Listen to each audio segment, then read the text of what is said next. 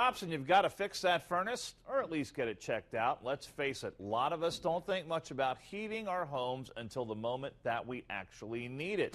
And scammers are waiting to rip you off.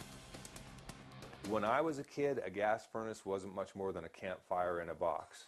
That may have been true back in the day, but now a home heating unit is a complex mechanism with all kinds of wires, motors, blowers, switches, and computer controls. I mean, you name it. That's why most of us have to rely on experts when it comes time to have these things serviced. We know who the bad players are and who the good guys are. And we see a lot of guys, not a lot, there's enough to give the industry a little bit of a bad name because you hear about the bad stuff. You don't see all the 100 good guys to the one bad guy out in the end. It turns out the questions and complaints about those bad guys and the legit guys are close to the top of the list at the Better Business Bureau. In fact, during this past year, we've had over 20,000 inquiries on individual organizations in the heating and air conditioning business. And one of the biggest things that we've seen over the years are air duct cleaning services. And one of the things that they do is they'll advertise a very, very low price to clear out all of your air ducts.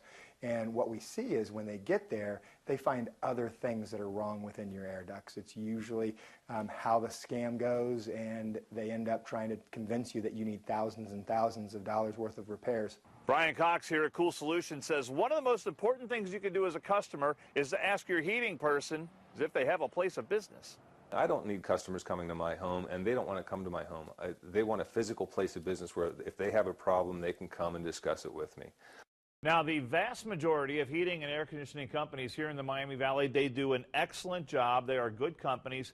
But if you're not sure, a couple of things you can ask about. You can ask them about their license or how long they have been in business, and they should be willing to explain everything in detail. So if you're getting a little high pressure from the folks that want to come out and do some work, you know, that could be a little bit of a red flag. Yeah, and if you ask a question, they should be very upfront and be more than happy to answer it. It's like, you know, John Norris said, you know, that instead of telling you need thousands of dollars worth of work, they're going to, you know, give you a step-by-step. Because, you know, let's face it, you know, a lot of us don't look at this stuff until we absolutely have to have it. Yeah, that's true. It's not true. something you deal with every day.